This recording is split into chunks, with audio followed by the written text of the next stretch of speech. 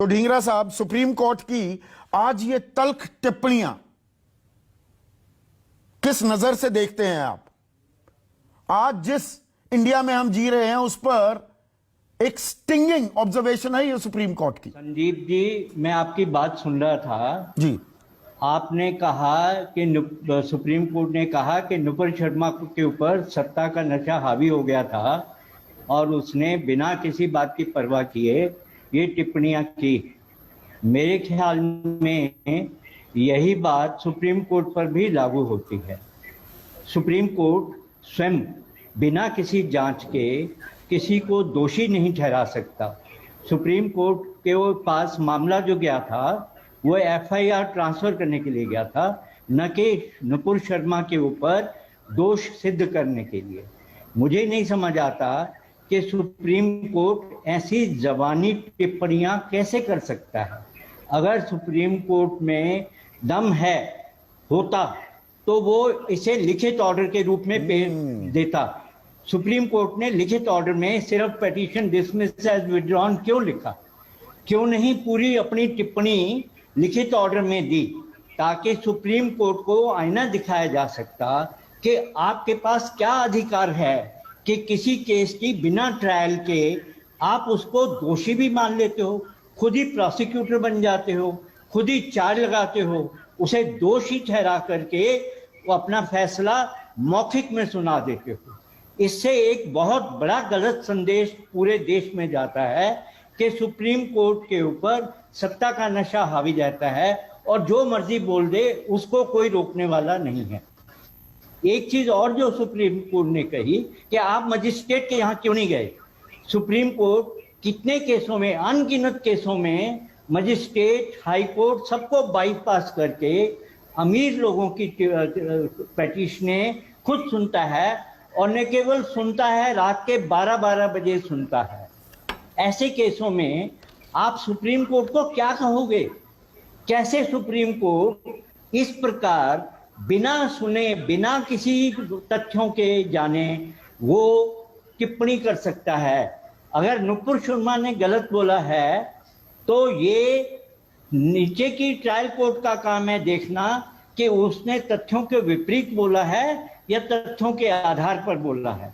अगर उसकी टिप्पणियां गलत हैं तो उसे ट्रायल कोर्ट सजा देगा।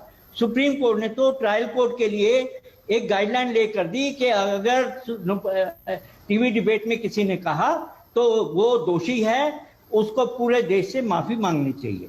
और मेरे ख्याल इस स्टैंडर्ड के हिसाब से तो सभी टीवी चैनल्स के जितने एंकर हैं, जितने वहां खड़े होते हैं, जितने पेश होते हैं, जितने डिबेट करते हैं, एंकर्स के बारे में, पत्रकारों के बारे में भी बोला है और ये Justice S N Dhingra Supreme Court ने कि एंकर क्या कर रही थी, महिला एंकर थी, कि क्या कर रही थी जब ऐसे भड़काऊ बयान दिए गए। And you are hitting the nail on the head. मेरे पास वो ऑर्डर भी है। सर एक मिनट सुनिएगा, थोड़ा दर्शकों को मैं बता दूं।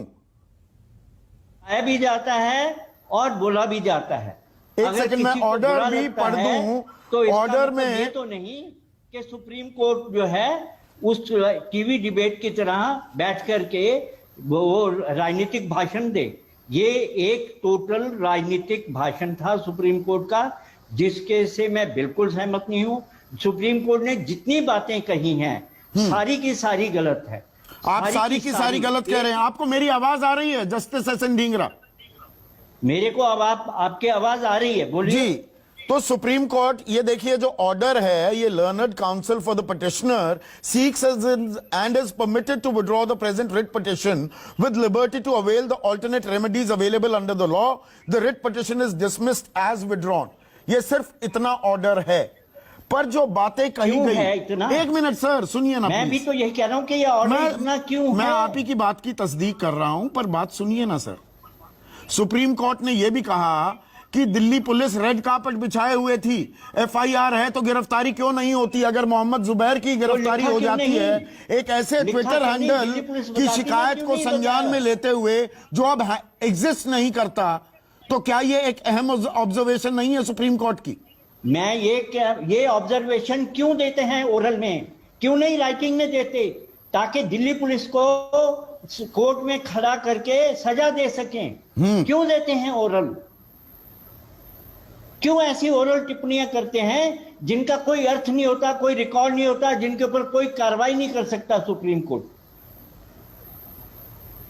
पर आज की तारीख में जो हमारे समाज की स्थिति है उस पर सुप्रीम कोर्ट की ये टिप्पणियां वो क्या दर्शाती हैं? समाज ऐसा हो गया है या समाज के बारे में गलत बयानी सुप्रीम कोर्ट कर रहा है? क्या आप ये कह रहे हैं? देखिए, ये दर्शाती है कि सुप्रीम कोर्ट के ऊपर पावर का ज्यादा नशा है बजाय नुपुर शर्मा के ऊपर। कौन सी पावर का नशा है कि सुप्रीम कोर्ट के जज हैं? जो सुप्रीम पावर, जो मर्जी कह दो, कोई पूछने वाला नहीं है, कोई टोकने वाला नहीं है, कंटेम्प्ट में किसी को भी अंदर कर दोगे, ये कम पावर है? ये आपके पास है क्या? ये किसी पॉलिटिशियन के पास है? तो पुलिस जो इस पावर का बेजा इस्तेमाल करती है, जिस पर तो सुप्रीम कोर्ट ने ये टिप्पणी की, देखिए, पुलिस तो अगर करती है तो नोटिस दो, उससे पूछो, उसको सजा दो, उसे सुनो, अंदर भेजो। लेकिन पब्लिकली भाषण क्यों देते हो भाई? किसने कहा है कि भाषण दो? आप पॉलिटिशियन बन जाओ, सुप्रीम कोर्ट के जज क्यों हो आप? और जो खाकी पर खादी का वर्चस्व दिखाई देता है, जो पॉलिटिकल मास्टर्स के कहने पर किसी का घर दहा दिया जाता है, किसी की गिरफ्तारी कर ली जाती है, किसी को जमानत नहीं मिलती, वो ऑब्जर्वेशन को क्या हम नजरअंदाज कर दें? तो वो जाते हैं ना। आप देखिए, सुप्रीम कोर्ट जो है रात के 12 बजे भी जमानत की अर्जियां सुनता है, तो क्यों नहीं सुनता? वो किसकी सुनता है आप भी जानते हैं, मैं भी जानता हूं। रात के 12 बजे अगर वो एलन थापर की जमानत अर्जी सुन सकता है तो किसी की भी सुन सकता है। अगर वो रात के 12 बजे अपने घर के दरवाजे बड़े बड़े बिजनेसमैन के लिए खोल सकता है, तो इन आम आदमी लोगों को भी अपने घर के में दरबार लगा के सुन ले। किसने मना किया?